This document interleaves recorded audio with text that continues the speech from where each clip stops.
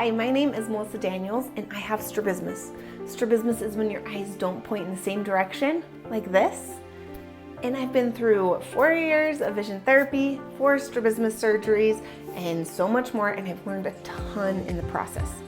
If you want to know about my specific surgery and my recovery process, I have all of those details at strabismussolutions.com/surgery.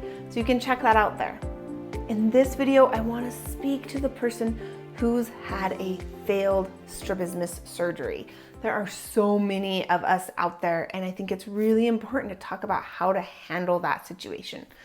There's a lot of different ways that people might think that their surgery failed, right? So some people's version of a failed surgery might be that they didn't attain 3D vision from the surgery. That might be one person's version of a failure.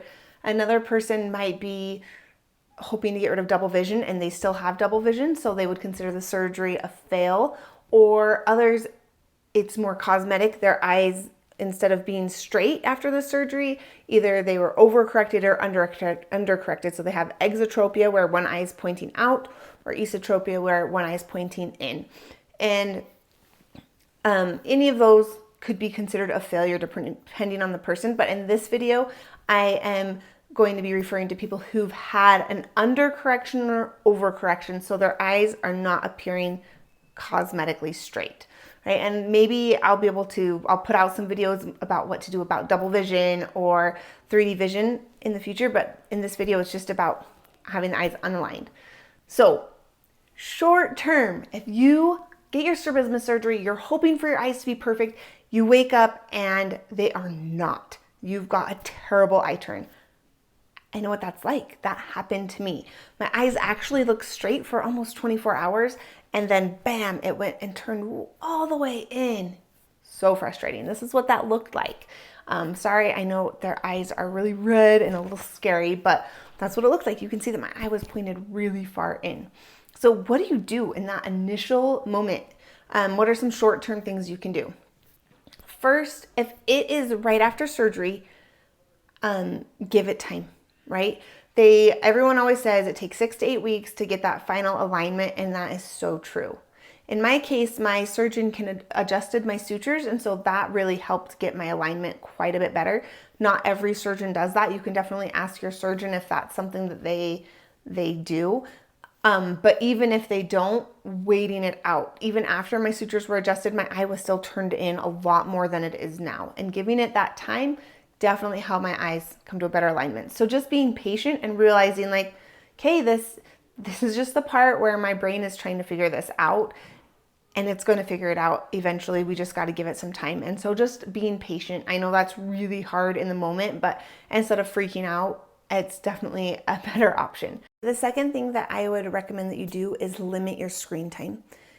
Mostly because focusing your eyes at this close distance, whether it's at a computer screen or a phone, is going to keep your eyes pointing inwards more. And so if you're in the healing stages and your eyes are always pointed in because you're looking near, that's going to be more how they heal. If you're able to look further in the distance, that's going to definitely help. And I mean, there might be people that disagree with me, but that is what I experienced. Is the more time I spent looking at something close, the more my eyes felt like they were pulling in. And so I tried really hard to keep my screen time down as much as possible. I moved my computer screen so that it was over 2 feet away from me, so that even when I was working on the computer, it wasn't right in my face. And so that's something that you can do to kind of help your eyes stay relaxed and in a relaxed state, so that as it heals, it's in as relaxed of a position as possible.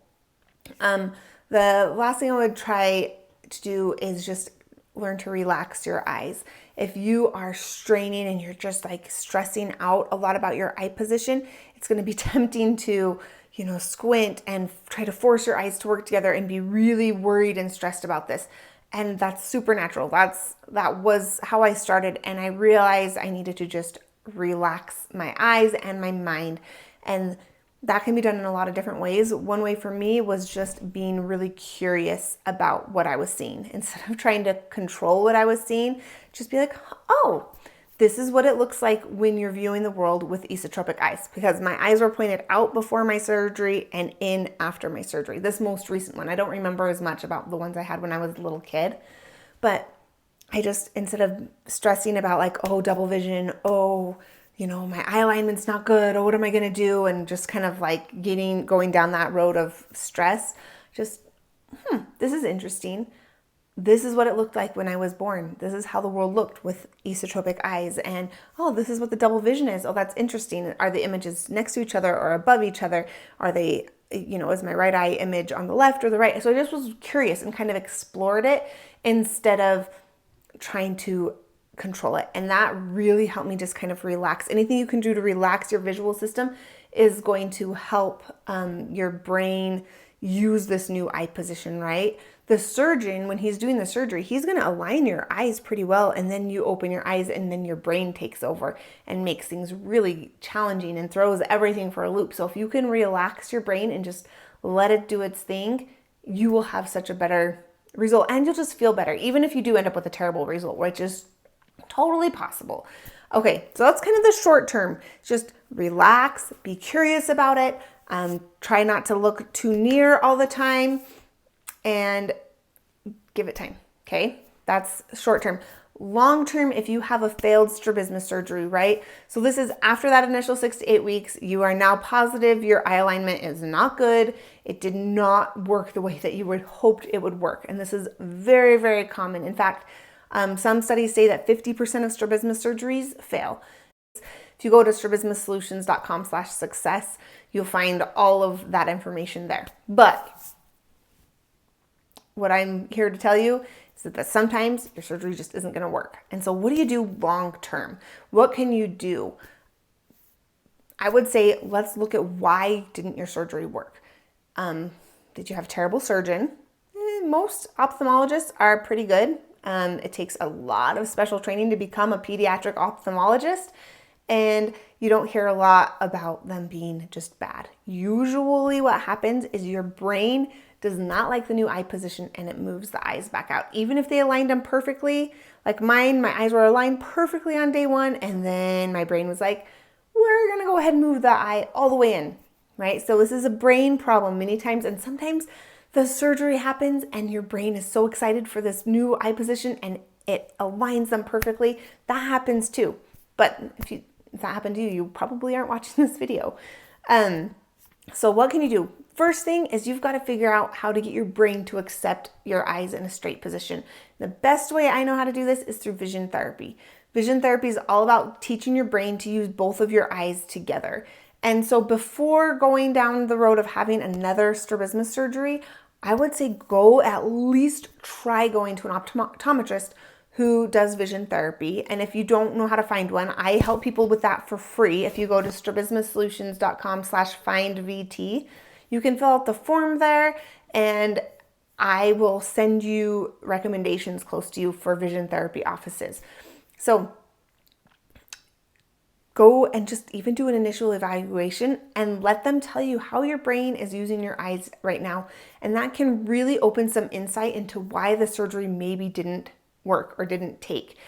After you've kind of looked into vision therapy, I also recommend, and I actually did this simultaneously, I also talked to my surgeon and asked him those same questions, like, why do you think it didn't work? And what can we do from here? And if I want perfect alignment, and of course he adjusted the sutures and my alignment got much, much better. Still not perfect though. And he encouraged me to go do vision therapy to get it the rest of the way. But some people, if your angle is still super large, you're still like a 30 diopter eye turn or something like that, you might need another surgery. But ask your surgeon, ask them about why they think it didn't work. If they don't have any answers and they just want to operate again and again, you might consider looking for a surgeon who uses adjustable sutures, who does different types of techniques, who has a little bit more expertise or experience. So those are some things you can do with the surgeon.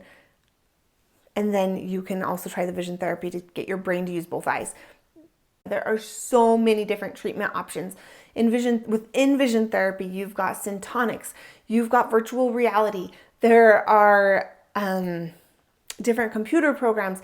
There's a ton, like hundreds and hundreds of techniques that you can do with a vision therapist or an optometrist that will help you use your brain. Like, there's so many options. So don't ever feel like you need to give up and just that there's no hope for you, because there is always hope. There's always another something that you can try. So I'm sorry that your surgery didn't turn out the way that you would hoped it would, but I can promise you that if you take some of these steps, if you do the relaxing and the let it happen in the short term, and then if you look for real solutions to the actual problem instead of just trying to get cosmetic alignment and look into vision therapy, if you combine those things, you can have that success, right? Your eyes can be straight or even mostly straight. Mine aren't perfect, but they're not noticeably misaligned, and I have pretty dang good vision. So this is totally possible for you too. If you want any help or you want to talk to me personally over Zoom, you can go to strabismussolutions.com/consult, and you can actually schedule to meet with me over Zoom. We can talk exactly about your case, what are options for you, what optometrist or ophthalmologist might be a better choice in your area to help you that are, maybe more specialized. So it's really fun. I love meeting with people over Zoom. So definitely check that out if that's something that might be applicable to you. And then I will see you in the next video.